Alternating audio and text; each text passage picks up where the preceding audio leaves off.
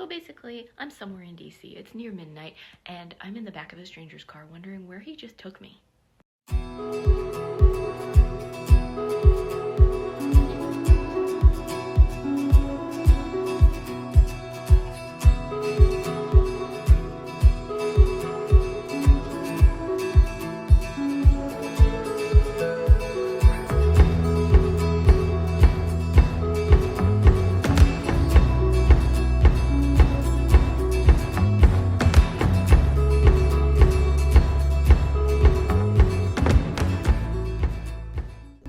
Hey guys. So, considering all of America, I mean, where do you even start trying to visit all 50 states? Like, where do you even start? So, I figured, why not the capital? Hi, America.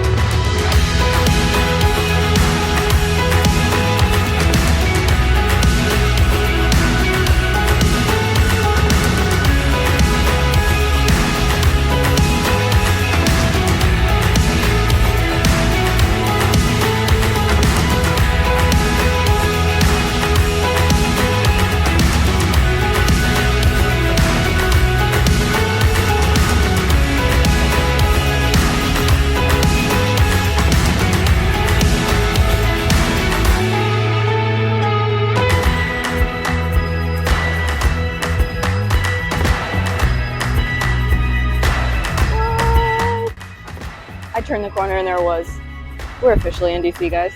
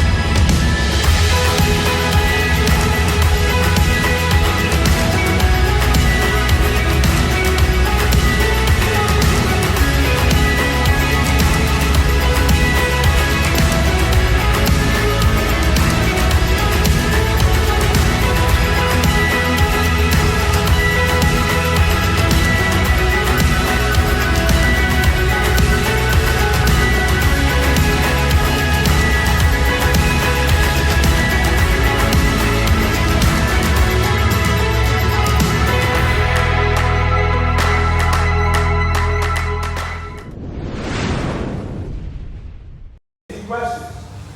All right, give us your partners. All three. 1, 2, 3. So, hi guys, we are at Beta Academy in DC, and I'm really excited to be here. I'm with Nakpan. Yes. Did I say that correctly? Yes. Okay. Yes. Very nice to meet you. Nice And to meet you as well. he's been kind enough to let us jump in and learn a bit about his school. So, how would you explain your style, like jiu-jitsu, correct? Yeah, we would do Brazilian Jiu-Jitsu, Muay Thai. Those are the two main tracks that we have at the academy for progression. Actually, today is a testing day, so everybody's getting ready to jump in and do the test today. We have a class going on next door at No-Gi, so hopefully it's not too loud here. But those are the two main tracks. Now, we also, I came up as I see myself as a martial artist, so I don't see myself like styles so much, For me, myself, I've done pretty much everything: boxing, capoeira, kung fu. Oh, nice. I've competed a lot in taekwondo for a long time. I mean, it was the same things, like kung fu, taekwondo, karate, kind of like NASCA tournaments and stuff like that. So I come from that background, and really I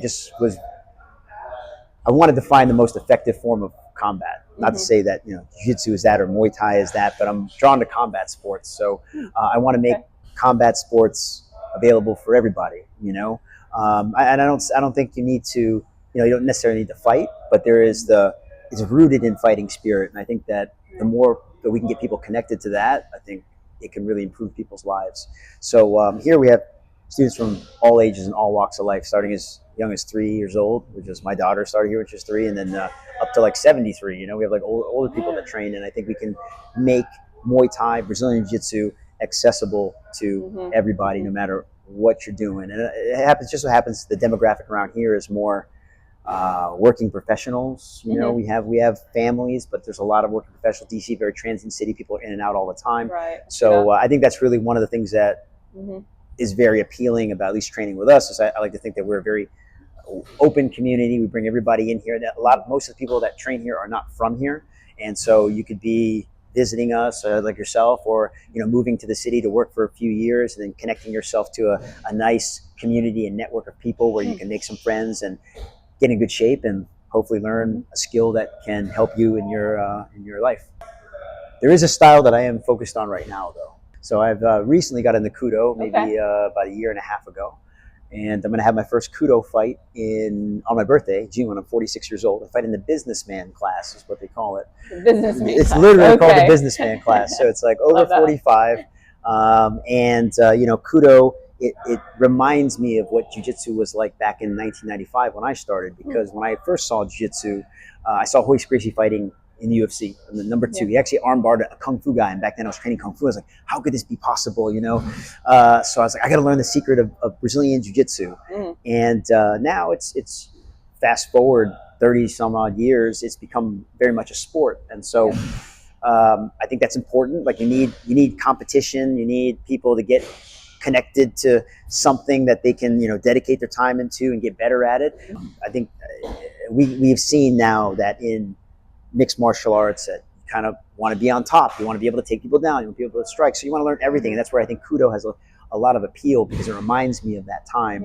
We have a protective helmet that we can wear. So you can throw elbows, knees to the face, headbutts to the face without getting cut. And it protects you from getting heavily concussed. And I think that's why people can really get into it and be competitive and not get injured.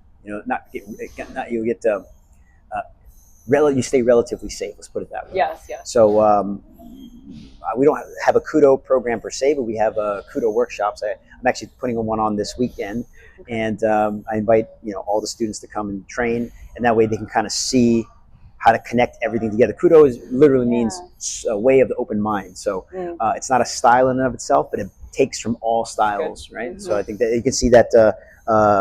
That quote on the wall there: absorb what is useful, discard what is not, and add what is uniquely your own. Of course, the Bruce Lee quote. And I think that is a methodology, a philosophy of Kudo, and that really interests me. So in the martial arts world, a lot of people try to cut it off to one style. And no hate or anything, but like I feel like they limit themselves in a way. Sure, yeah. Because they think one is superior to the other. Like what would you say to someone like that?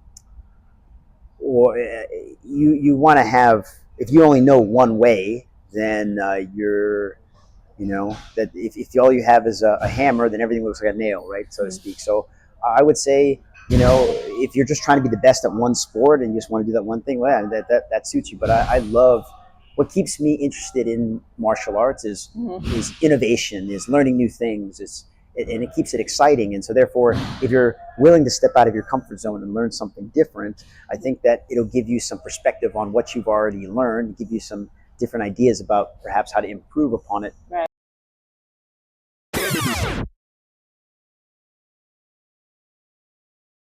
If you wanted to learn how to throw a jab, I would stick you in front of the bag and tell you to do it 10,000 times. And I can willing to bet that after about 100 or 200 times, you probably want to quit and not come back, right? So, my goal is to make martial arts as engaging and fun for people as possible. And adults, it's like, adults are just big kids. And it's like, how do I get them engaged into something else? We play a lot of games. Their games are skill building games. And so there has to be an aspect of fun in the class, you know, and connection with people. But I have to start somewhere, you know. Ever since COVID, our baseline for physical fitness is much lower than ever before, right? So, you know, the guy's eating like 3 cheesesteaks and sitting on the couch all day, and now I expect him to come in here and just like even run around in a circle for 5 minutes, he's gonna be tired. So it's a matter of being to acclimate people to the physical fitness level that we need them to do it. If people say, oh, I need to go get in shape before I do this, and then I was like, well, no, you just need to do the thing and that'll get you in shape, you know? There's nothing you need to do outside of that. You weren't doing it before, you might as well just jump in right now, right? As long as I can make the class safe enough, challenging enough that this person can feel like they are struggling, but then eventually they feel that like, oh, I can do this, you know? That's kind of what we're doing today with the test is a lot of these people are not, you know, some of them are attorneys, some of them are, you know, all walks of life. We got some janitors, we got some people that are working like, you know, service business. And so it's how do we make this engaging enough, fun enough, challenging enough that they want to do it, and then they see that, you know, in order to get good at this thing, I'm going to have to make some sacrifices in my life. Maybe I'll eat 2 cheesesteaks instead of 3, you know, something like that. And then you begin to really see that making some sacrifices that you might have thought were sacrifices, maybe you just didn't need to do it to begin with, and then you begin to take on a lot of positive habits in your life, and now you're seeing that, wow, like, I'd like to be disciplined. Willpower is finite, so I can't really convince anybody to do anything. They have to find it for themselves, and so therefore, you know, it's something I'll always say, like, if you want to be very good at this, obviously you got to spend time. There's no substitute for time on the mat, but you know, they're going to want to have to do it, you know? And so that's really my goal, is to make a community that keeps them engaged, that keeps them coming back, keep making it fun, and then eventually once they begin to learn the fundamentals and they have a good grasp of the basics, then what we'll do is we'll give them bigger challenges. You'll have an opportunity to point spar, you have an opportunity to fight somebody in a ring for 3 minutes, you know, something like that. Some people don't really want to do that, that's fine too, but I think everybody should be able to find something that they enjoy doing and keep it challenging so they can progress through martial arts. And it's kind of a difficult thing to do in combat sports because you don't want to water it down at the same time, right? You know, in Muay Thai there are no belts, there is no testing, there's only fighting in the ring, and not everybody can do that. So, but there is a lot of value in it, so how do I now make it palatable for everybody without being disconnected from the fighting spirit, the roots and the combat roots of where those arts come from? I definitely understand that. As far as you said no belts in Muay Thai. Yes, usually there's no belts. We created a ranking system, so I'm wearing now like a black belt, which signifies a black belt in Muay Thai. These are actually protective amulets and talismans in the Muay Thai fight world, right? You get these tied around you, you do like a funny dance in the beginning to call up the ancestors and the gods to protect us while we're in the ring, type of thing. It's very connected into like folk religions. And so we've taken that and said, okay, we're just going to color code these and make them a symbol of your progression in the program, just like you would do in Taekwondo. But that's, of course, not to be compared with anybody else. A blue belt is not superior than an orange belt. They've just been in the program a lot longer, and everybody's goals and abilities will be different. So, as I said before, comparison is the death of joy, right? You don't need to compare yourself to anybody else. It's really just about leveling up and being better than you were yesterday. So that's really the ideas that I try to impart on people. And you know, I can't teach anybody anything. They just have to be able to, you know, I just put ideas out, and if you take it or leave it, that's wholly up to you. And it's kind of the approach that I have to take in Washington, D.C., because you can't tell anybody to do anything, you know. More like Bruce Lee says, be the pointer of the way, more than, you know. We always say, be the guide on the side, not the sage on the stage. Nobody wants to hear that guy, you know, just be the person who's kind of showing people the way as much as you can, and you'll have to decide whether you want to go that way. You know, you're only as good as the last class you teach, you know, so that's really the thing is, every student is one class away from quitting, or one class away from having the best class of their life, and so that's really what, you know, we try to impart on the instructors too, is that, you know, that's really what your job is, to keep everybody engaged and passionate about martial arts, and I want you to share it with everybody. And so one of the things we definitely talk about too is you're having a bad day, and as an instructor, but you have to teach the class as it's the most important class you ever taught in your life. Because as we said before, this person's one class away from quitting, one class away from having the best class you possibly can. And we want to be able to do that as best we can, because it's not about teaching good classes here, it's about teaching great classes. And so sometimes I don't have a great class, but my goal is to try to do the best that I can. Just because I love martial arts so much and I want to share it with everybody. And so, you know, if I'm not a good representative, if I'm not a good ambassador of martial arts, then they're just going to think like, oh, it's just, you know, it's not worth my time. But The ripple. yes, exactly. So I think my last question is, I guess, if your students were to learn one thing from being here, what would you hope they take away? You gotta take care of each other. You gotta take care of each other. And that's on the mat. Of course, you know, in jiu-jitsu, if I got you in stranglehold and you tap, like I don't wanna continue to hold it, you know, I don't want you to stretch your arm too far and hurt you. And so therefore, that's where respect is the most important thing. And I think that's a very core part of being a good martial artist is to have respect for each other. And that's not to say that, you know, you're gonna yield to everything, right? That's not the idea. It's that you have to be compassionate for your training partners. And if we don't take care, if we hurt one person, that's one less person we have on our team that's gonna come in and train with us every day. So, and no matter, I tell everybody to be respectful of size and strength differences, right? Just because you're a lot bigger doesn't mean you have to use your strength. So the idea is to take care of your partners. And that's kind of a metaphor for how you should, well, I feel that we should do in life. You know, if we could take better care of one another outside of the school, then this place would be a better place. And so I can only affect my universe that my surroundings, and this is one of the ways that I can do that. And I know it's kind of weird because, you know, we're fighting, like we could be fighting in a tournament, we're literally fighting each other. But without this person stepping in the ring and willing to do the training and come in and work and, you know, give up their Sunday or Saturday to come in and fight each other for 9 minutes, I wouldn't have this experience, right? So I have to respect this person for doing that. Also, when you think about siblings, I have a sibling, we fought a lot, but every time we fight, I feel like we were closer than before, right? Because we shared another piece of ourselves, and we're willing to put that aside, then I think we can be much closer. You know, that's kind of a metaphor for life, I think, as well, is that, you know, you're having this moment to bring yourself closer. And I know for myself that some of my best friends are people that I've trained with, you know, some closer than some family members that I have, people I spend the most time with on the mat, sweating together, bleeding together, taking care of one another, you know, and I think that camaraderie that comes from it is something that can make the world a better place. Yes, 100%. I totally agree. I'm excited to see You still gotta jump a in little bit class. about the class. You still gonna jump in class, but thank you for coming by, so okay? much. Appreciate you. All right.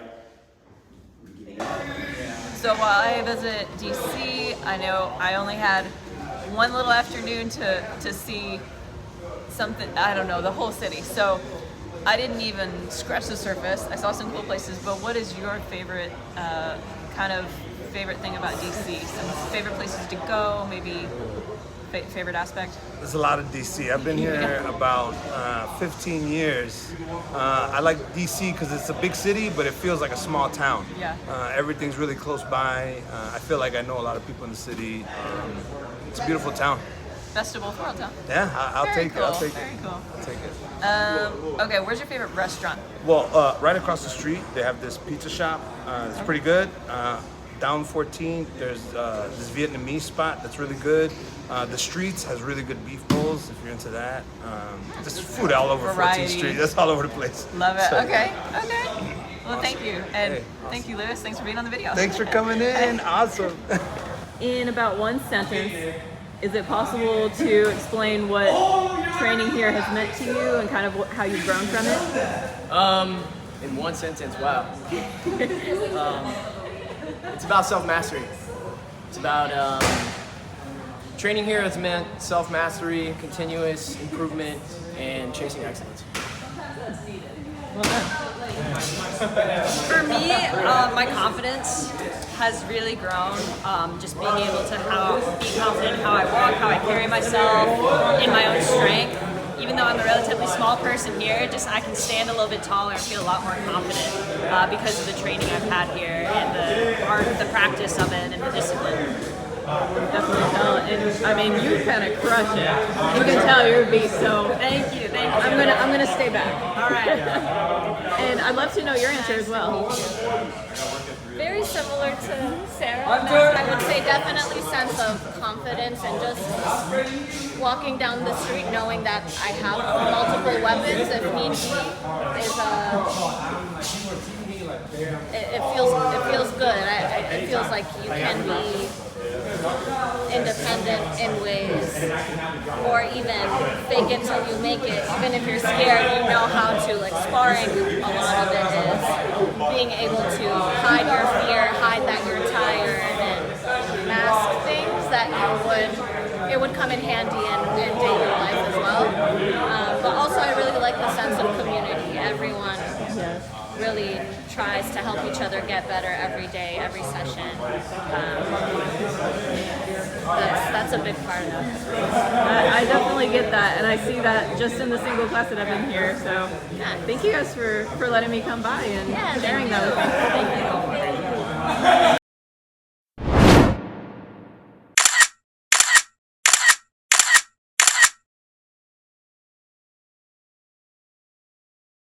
Hey guys, so I'm back home now, but recapping on the video of what we just saw because I had a really interesting night in DC.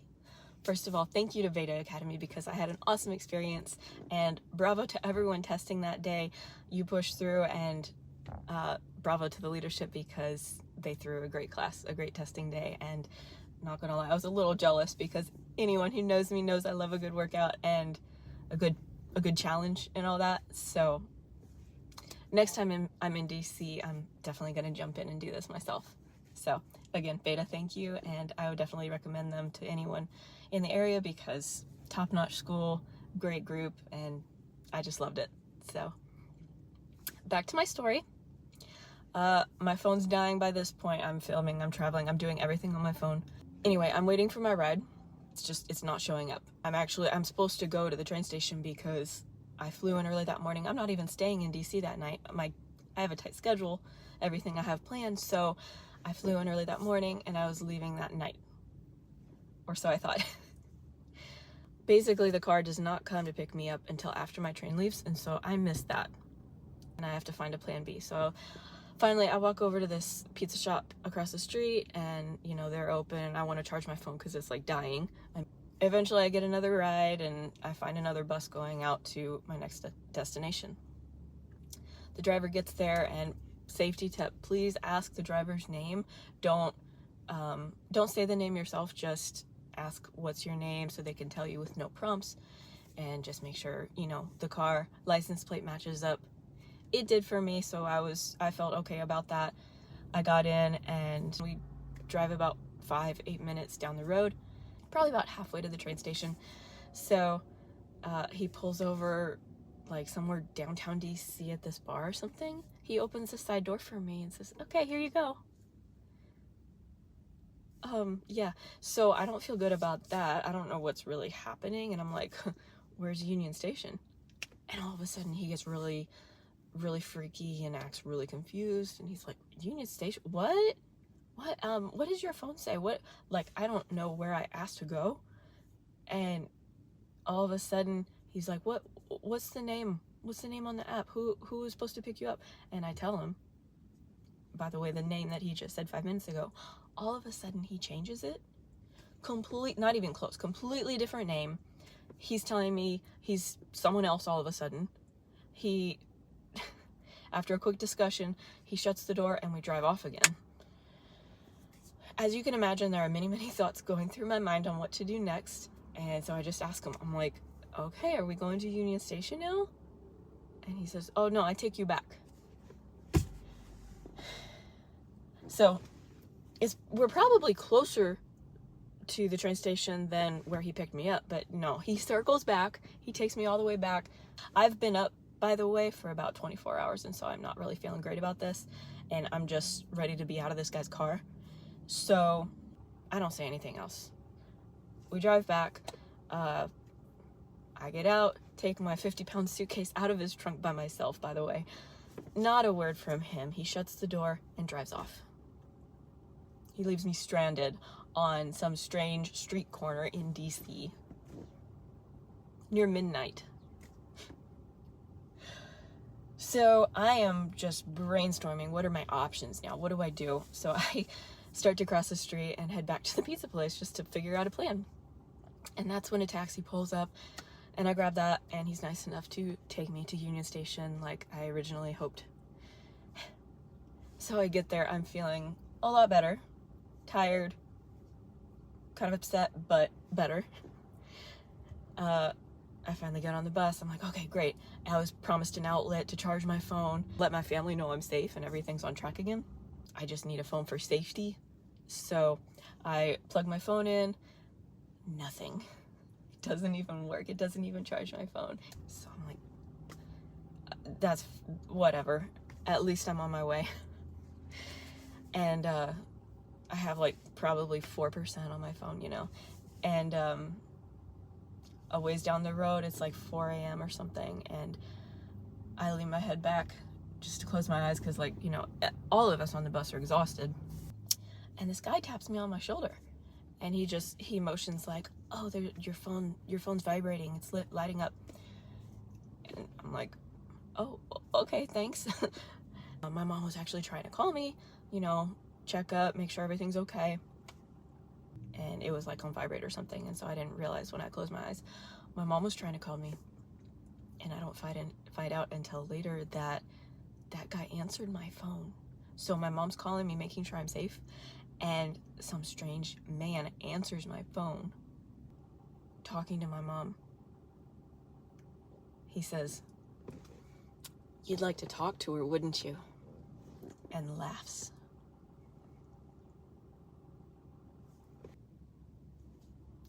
Yeah, those are my thoughts too. Okay, so thank you, God, for keeping me safe, because nothing happened on that bus. I was safe. There were moments, and many moments, I'm sure, that I did not realize that God kept me safe, and his hand was in this trip.